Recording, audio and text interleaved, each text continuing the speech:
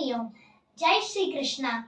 ನನ್ನ ಹೆಸರು ವೈನವಿ ಡಿಸಿ. ನಾನು 5ನೇ ತರಗತಿಯ ವಿದ್ಯಾರ್ಥಿನಿ. ಈಗ ನಾನು ಶ್ರೀ ವಿಷ್ಣು ಸಹಸ್ರನಾಮದ ಶ್ಲೋಕಗಳನ್ನು ಪಠಿಸುತ್ತೇನೆ. ಅಥ ಶ್ರೀ ವಿಷ್ಣು ಸಹಸ್ರನಾಮ ಸ್ತೋತ್ರಂ.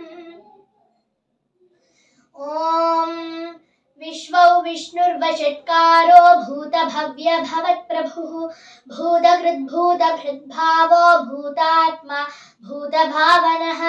ಭೂತಾತ್ಮಾ ಪರಮಾತ್ಮಾ ಚ ಮುಕ್ತಾನಾಂ ಪರಮಾಗತಿಃ ಅವ್ಯಯಃ ಪುರುಷಃ ಸಾಕ್ಷಿ ಕ್ಷೇತ್ರಜ್ಞೋಕ್ಷರ ಏವ ಚ ಯೋಗೋ ಯೋಗವಿದಾನ್ಯೇತಾ ಪ್ರಧಾನ ಪುರುಷೇಶ್ವರಃ ನಾರಸಿಂಹ ವಪುಃ ಶ್ರೀಮಾನ್ ಕೇಶವಃ ಪುರುಷೋತ್ತಮಃ ಸರ್ವಃ ಸರ್ವಃ ಶಿವಸ್ಥಾಣುರ್ಭೂತಾಧಿರ್ನಿಧಿರವ್ಯಯಃ ಸಂಭವೋ ಭಾವನೋ ಭರ್ತಾ ಪ್ರಭವಃ ಪ್ರಭುರೀಶ್ವರಃ ಸ್ವಯಂಭೂ ಶಂಭುರಾದಿತ್ಯಃ ಪುಷ್ಕರಾಕ್ಷೋ ಮಹಾಸ್ಮನಃ ಅನಾದಿನಿಧನೋ ಧಾತಾ ವಿಧಾತಾ ಧಾತುರುತ್ತಮಃ ಅಪ್ರಮೇಯೋ ಹೃಷಿಕೇಶಃ ಪದ್ಮನಾಭೋ ಮರಪ್ರಭುಃ ವಿಶ್ವಕರ್ಮಾ ಮನುಸ್ತ್ವಷ್ಟಾ ಸ್ಥವಿಷ್ಠಸ್ಥವಿರೋ ಧ್ರುವಃ ಅಗ್ರಾಹ್ಯ ಶಾಶ್ವತ ಕೃಷ್ಣೋ ಲೋಹಿತಾಕ್ಷಃ ಪ್ರತರ್ಧನಃ ಪ್ರಭೂತಸ್ತ್ರಿಕಕುಬ್ಧಾಮಾ ಪವಿತ್ರಂ ಮಂಗಳಂ ಪರಂ ಈಶಾನಃ ಪ್ರಾಣದಃ ಪ್ರಾಣೋ ಜ್ಯೇಷ್ಠಃ ಶ್ರೇಷ್ಠಃ ಪ್ರಜಾಪತಿಃ ಹಿರಣ್ಯಗರ್ಭೋ ಭೂಗರ್ಭೋ ಮಾಧವೋ ಮಧುಸೂದನಃ ಈಶ್ವರೋ ವಿಕ್ರಮೀ ಧನ್ವಿ ಮೇಧಾವಿ ವಿಕ್ರಮಕ್ರಮಃ ಅನುತ್ತಮೋ ದುರಾದರ್ಶ ಕೃತಜ್ಞ ಕೃತಿರಾತ್ಮವಾನ್ ಸುರೇಶ ಶರಣಂ ಶರ್ಮಾ ವಿಶ್ವರೇತಾ ಪ್ರಜಾಭವಃ ಅಹಃ ಸಂವತ್ಸರೋ ವ್ಯಾಲ ಪ್ರತ್ಯಯ ಸರ್ವದರ್ಶನಃ ಅಜ ಸರ್ವೇಶ್ವರ ಸಿದ್ಧ ಸಿದ್ಧಿ ಸರ್ವಾಧಿರಚ್ಯುತಃ ವೃಷಾಕಪಿರಮೇಯಾತ್ಮ ಸರ್ವಯೋಗ ವಿನಿಸ್ಮೃತಃ ವಸುರ್ವಸುಮನಃ ಸತ್ಯಃ ಸಮಾತ್ಮ ಸಂಮಿತಃ ಸಮಃ ಅಮೋಘಃ ಪುಂಡರೀಕಾಕ್ಷೋ ವೃಷಕರ್ಮಾ ವೃಷಾಕೃತಿಃ ರುದ್ರೋ ಬಹುಶಿರಾ ಬಭ್ರುರ್ವಿಶ್ವಯೋನಿಃ ಶುಚಿಶ್ರವಾಃ ಅಮೃತಸ್ಥಾವರಸ್ಥಾಣುವರಾರೋಹೋ ಮಹಾತಪಾಃ ಸರ್ವಗಃ ಸರ್ವವಿದ್ಭಾನುರ್ವಿಶ್ವಕ್ಸೇನೋ ಜನಾರ್ದನಃ ವೇದೋ ವೇದವಿದವ್ಯಂಗೋ ವೇದಾಂಗೋ ವೇದವಿತ್ಕವಿಃ ಲೋಕಾಧ್ಯಕ್ಷ ಸುರಾಧ್ಯಕ್ಷೋ ಧರ್ಮಾಧ್ಯಕ್ಷ ಕೃತಾಕೃತಃ ಚತುರಾತ್ಮಾ ಚತುರ್ವ್ಯೂಹಶ್ಚತುರ್ದಂಶ್ರಶ್ಚತುರ್ಭುಜಃ ಭ್ರಾಜಿಷ್ಠುರ್ಭೋಜನಂ ಭೋಕ್ತಾ ಸಹಿಷ್ಣುರ್ಜಗದಾಧಿಜಃ ಅನಘೋ ವಿಜಯೋ ಜೇತಾ ವಿಶ್ವಯೋನಿಃ ಪುನರ್ವಸುಃ ಉಪೇಂದ್ರೋ ವಾಮನಃ ಪ್ರಾಂಶೂರಮೋಘಃ ಶುಚಿರೂರ್ಜಿತಃ ಅತೀಂದ್ರಃ ಸಂಘ್ರಃ ಸರ್ಗೋ ಧೃತಾತ್ಮಾ ನಿಯಮೋ ಯಮಃ ವೇದ್ಯೋ ವೈದ್ಯಃ ಸದಾ ಯೋಗಿ ವೀರಃ ಮಾಧವೋ ಮಧುಃ ಅತೀಂದ್ರಿಯೋ ಮಹಾಮಾಯೋ ಮಹೋತ್ಸಾಹೋ ಮಹಾಬಲಃ ಮಹಾಬುದ್ಧಿರ್ಮಹಾವೀರ್ಯೋ ಮಹಾಶಕ್ತಿರ್ಮಹಾದ್ಯುತಿಃ ಅನಿರ್ದೇಶ ವಪುರ್ ಶ್ರೀಮಾನಮೇಯಾತ್ಮಾ ಮಹಾದಿಧೃಗ ಮಹೇಶ್ವಾಸೋ ಮಹೀರ್ಭರ್ತಾ ಶ್ರೀನಿವಾಸಃ ಸತಾಂಗತಿಃ ಅನಿರುದ್ಧಃ ಸುರಾನಂದೋ ಗೋವಿಂದೋ ಗೋವಿದಾಂಪತಿಃ ಮರೀಚಿರ್ದಮನೋ ಹಂಸಃ ಸುಪರ್ಣೋ ಭುಜಗೋತ್ತಮಃ ಹಿರಣ್ಯನಾಭಃ ಸುತಪಾಃ ಪದ್ಮನಾಭಃ ಪ್ರಜಾಪತಿಃ ಅಮೃತ್ಯುಃ ಸರ್ವಧೃಕ್ ಸಿಂಹಃ ಸಂಧಾತಾ ಸಂಧಿಮಾನ್ ಸ್ಥಿರಃ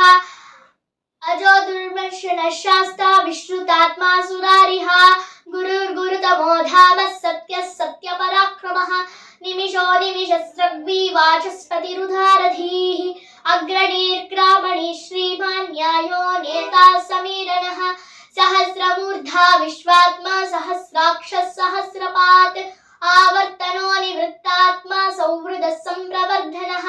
ಅಹಃ ಸಂವರ್ತಕೋ ವಹ್ನೀಡನೀಲೋ ಧರಣೀಧರಃ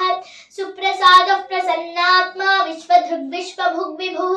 ಸತ್ಕರ್ತಾ ಸತ್ಕೃತಃ ಸಾಧುರ್ಜನ್ಹುರ್ನಾರಾಯಣೋ ನರಃ ಅಸಂಖ್ಯೇಯೋ ಪ್ರಮೇಯಾತ್ಮಾ ವಿಶಿಷ್ಟಃ ಶಿಷ್ಟಕೃಚ್ಛುಚಿಃ ಸಿದ್ಧಾರ್ಥಃ ಸಿದ್ಧ ಸಂಕಲ್ಪಃ ಸಿದ್ಧಿದಃ ಸಿದ್ಧಿ ಸಾಧನಃ ವೃಷಾಹಿ ವೃಷಭೋ ವಿಷ್ಣುರ್ವೃಷಕರ್ಮಾ ವೃಷೋಧನಃ ವರ್ಧನೋ ವರ್ಧಮಾನಶ್ಚ ವಿವಿಕ್ತಶ್ರುತಿಸಾಗರಃ ಸುಭುಜೋ ದುರ್ಧರೋ ವಾಗ್ಮಿ ಮಹೇಂದ್ರೋ ವಸುಧೋ ವಸುಃ ನೈಕರೂಪೋ ಬೃಹದ್ರೂಪಃ ಶಿಬಿವಿಷ್ಠಪ್ರಕಾಶನಃ ಓಜಸ್ತೇಜೋದ್ಯುಧಿಧರ ಪ್ರಕಾಶಾತ್ಮಾ ಪ್ರತಾಪನಃ ವೃದ್ಧಸ್ಪಷ್ಟಾಕ್ಷರೋ ಮಂತ್ರಶ್ಚಂದ್ರಾಂಶುರ್ಭಾಸ್ಕರದ್ಯುತಿಃ ಅಮೃತಾಂಶುದ್ಭವೋ ಭಾನುಃ ಶಶಬಿಂದುಃ ಸುರೇಶ್ವರಃ ಔಷಧಂ ಜಗತಸ್ಯೇತುಃ ಸತ್ಯಧರ್ಮಾ ಪರಾಕ್ರಮಃ भव्य भवन्नाथः पवनः पावनो नलः कामः कामकृत्कान्तः कामः कामप्रदः प्रभुः युगादिकृद्युगावर्तो नैकमायो महाशनः अदृश्यो व्यक्तरूपश्च सहस्रजितनन्तजित् इष्टो विशिष्टः शिष्टेष्ठः शिखण्डी नहुषो वृषः क्रोधः क्रोधकृत्कर्ता विश्वबाहुर्महीधरः अच्युतः प्रथितः प्राणः प्राणदो वासवानुजः अपान्निधिरधिष्ठानमप्रमत्तः प्रतिष्ठितः स्कन्दः स्कन्दधरो धुर्यो वरदो वायुवाहनः वासुदेवो बृहद्भानुरादिदेवः पुरन्दरः अशोकस्थारणस्थारः शूरः शौरिर्जनेश्वरः अनुकूलः शदावर्तः पद्मी पद्मनिभेक्षणः पद्मनाभोरविन्दाक्षः पद्मगर्भः शरीरभृत् महर्धिर्रुद्धो वृद्धात्मा महाक्षो गरुडध्वजः अतुलः शरभो भीमः समयज्ञो हविर्हरिः सर्वलक्षणलक्षण्यो लक्ष्मीवान् समितिञ्जयः विक्षरो रोहितो मार्गो हेतुर्धामोदरः सः महीधरो महाभागो वेदवानमिताजनः उद्भवक्षोभणो देवः श्रीगर्भः परमेश्वरः करणं कारणं कर्ता विकर्ता गहनो गुहः व्यवसायो व्यवस्थानः संस्थानस्थानदो ध्रुवः परर्धिः परमस्पष्टस्तुष्टः पुष्टः शुभेक्षणः रामो विरामो विरजो मार्गो ध्येयो नयो नयः वीरः शक्तिमतां श्रेष्ठो धर्मो धर्मविदुत्तमः वैकुण्ठः पुरुषः प्राणः प्राणदः प्रणवः पृथुः हिरण्यगर्भः शत्रुघ्नो व्याप्तो वायुरधोक्षजः ऋतुः सुदर्शनः कालः परमेष्ठी परिग्रहः उग्रः संवत्सरो दक्षो विश्रामो विश्वदक्षिणः विस्तारस्थावरस्थाणुः प्रमाणं बीजमव्ययम् अर्थोऽनर्थो महाकोशो महाभोगो महाधनः अनिर्भिन्नस्थविष्टो भूर्धर्मयूपो महामुखः नक्षत्रनेमिर्नक्षत्री क्षमक्षामः समीहनः यज्ञ इज्यो महेज्यश्च क्रतुः सत्रं सताङ्गतिः सर्वदर्शी विमुक्तात्मा सर्वज्ञो ज्ञानमुत्तमम् सुव्रतः सुमुखः सूक्ष्मः सुघोषः सुखदः सुहृत् मनोहरोदितक्रोधो वीरबाहुर्विधारणः स्वापनस्ववशो व्यापी नैकात्मा नैककर्मकृत वत्सरो वत्सलो वत्सी रत्नगर्भो धनेश्वरः धर्मगुग्धर्मकृद्धर्मी सदसत्क्षरमक्षरम् अविज्ञाता सहस्रांशुर्विधाता कृतलक्षणः गभस्तिनेमिः सत्त्वस्थः सिंहो भूतमहेश्वरः आदिदेवो महादेवो देवेशो देवभृद्गुरुः उत्तरो गोपतिर्गोप्ता ज्ञानगम्यः पुरातनः शरीरभूतभृद्भोक्ता कपीन्द्रो भूरि दक्षिणः सोमपोऽमृतपः सोमः पुरुजित् सत्तमः विनयोजयः सत्यसन्धो दाशार्हः सात्वतां पतिः जीवो विनयिता साक्षी मुकुन्दो मितविक्रमः अम्भोनिधिरनन्तात्मा महोदधिशयोऽन्तकः अजो महार्हः स्वाभाव्यो जितामित्रप्रमोदनः आनन्दो नन्दः सत्यधर्मा त्रिविक्रमः महर्षि कपिलाचार्य कृतज्ञो मेदिनीपतिः त्रिपदस्त्रिदशाध्यक्षो महाशृङ्गकृतान्तकृत महावराहो गोविन्दः सुषेणः कनकाङ्गधी गुह्यो गभीरो गहनो गुप्तश्चक्रगदाधरः वेदास्वाङ्गोजितः कृष्णो दृढः सङ्कर्षणोच्युतः वरुणो वारुणो वृक्षः पुष्कराक्षो महास्मनाः भगवान् भगहानन्दी वनमाली हलायुधः आदित्यो ज्योतिरादित्यः सहिष्णुर्गतिसत्तमः सुधन्वाखण्डपरशुर्दारुणो द्रविणः प्रदः दिवस्पृक्सर्वदृग्व्यासो वाचस्पतिरयोनिजः त्रिसामासामगसामा निर्वाणं भेषजम्भिषक सन्न्यासकृच्छमशान्तो निष्ठा शान्तिः परायणम् शुभाङ्गशान्तिदस्रष्टा कुमुदः कुवलेशयः गोहितो गोपतिर्गोप्ता वृषभाक्षो वृषप्रियः अनिवर्ती निवृत्तात्मा संक्षेप्ताक्षेमकृच्छिवः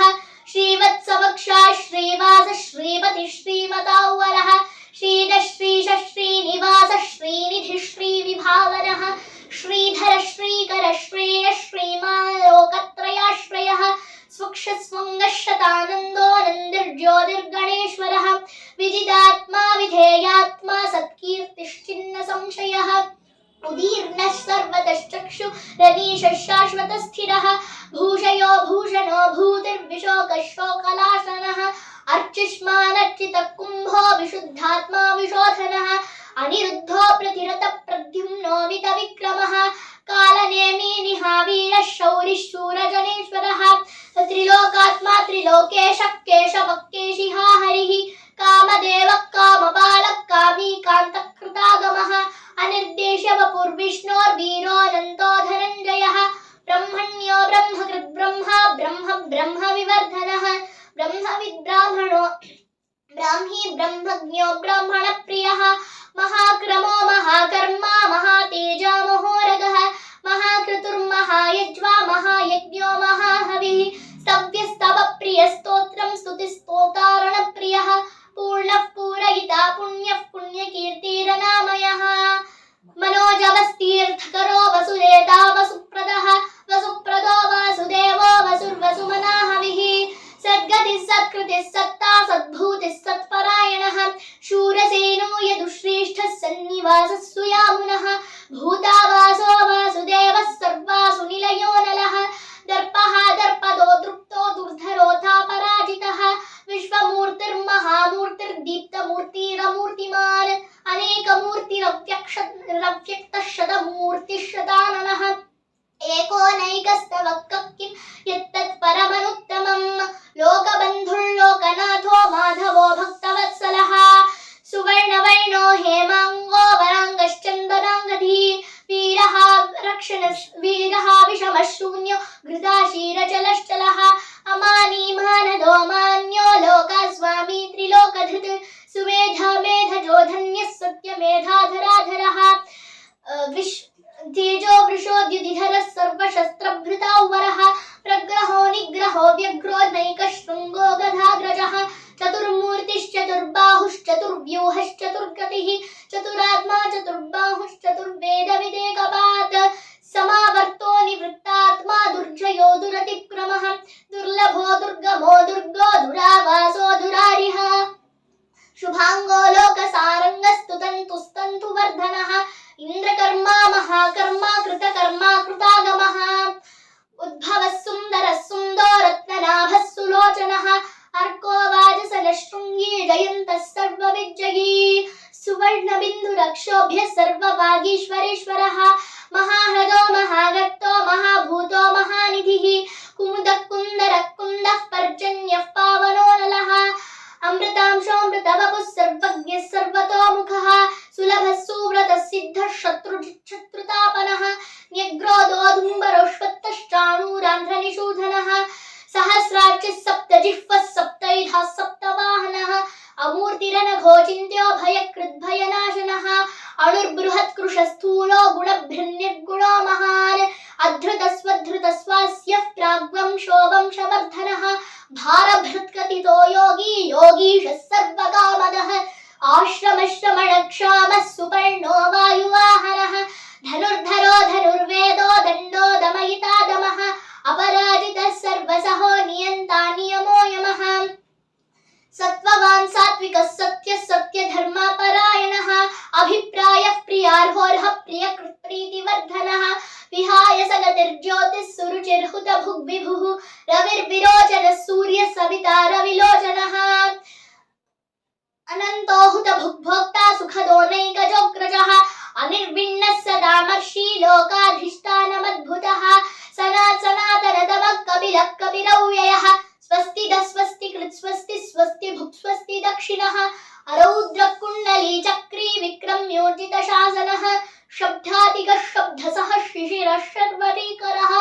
अक्रूरपेशलो दक्षो दक्षिणक्षमिणो वरः विद्वत्तमो वेदभयः पुण्यश्रवणकीर्तनः उत्तारणो दुष्कृतिः पुण्यो दुःस्वप्ननाशनः वीरः रक्षणः सन्तो जीवनपर्यवस्थितः अनन्तरूपोऽनन्तश्रीर्जितमन्युर्भयापहः चतुरश्रो गभीरात्मा विदिशो व्याधिशोऽधीर्षः अनाधिर्भूर्भुवो लक्ष्मीः सुवीरो रुचिराङ्गदः जननो जनजन्माधिर्भीमो भीमपराक्रमः आधारनिलयो धाता पुष्पहासः प्रजागरः ऊर्ध्वगः सत्पथाचारः प्राणदः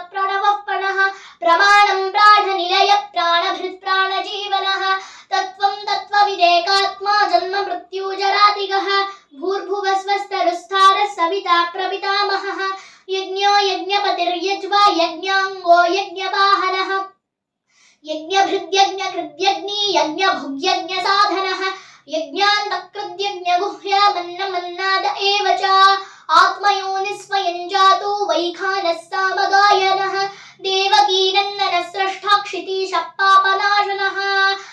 शङ्खभृन्नन्दकी चक्रे शाङ्गधन्वा गदाधरः रथाङ्गपाणिरक्षोभ्यः सर्वप्रहरणायुधः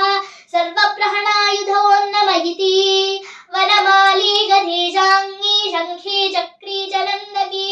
श्रीमान्नारायणो विष्णुर्वासुदेवोऽभिरक्षतु श्रीवासुदेवोऽभिरक्षतु नमयिति।